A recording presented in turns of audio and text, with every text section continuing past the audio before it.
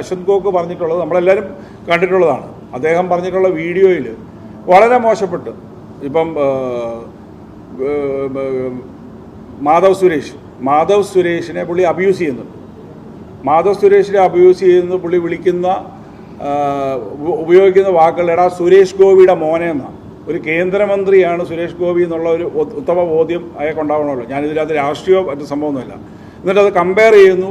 ധ്യാൻ ശ്രീനിവാസിൻ്റെ മകൻ, അയാൾ ഭയങ്കര ഗ്രേറ്റാണ്. കാരണം ഞാൻ പറഞ്ഞതിനകത്തൊന്നും റിയാക്ട് ചെയ്തിട്ടില്ല. ഈ അശ്വന്ത് ഗോക്കിനുണ്ടായിട്ടുള്ള ഫീലിങ്സ് എന്താണ്?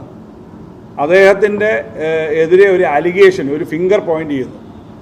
അപ്പോൾ അതിനെതിരെ രോഷകൂലനായിട്ട് വേറൊരു ആംഗിളിൽ വെല്ലുവിളിച്ച് എന്തൊക്കെ ഫ്രേസസ് അവിടെ യൂസ് ചെയ്തിട്ടുള്ളത് പുള്ളി.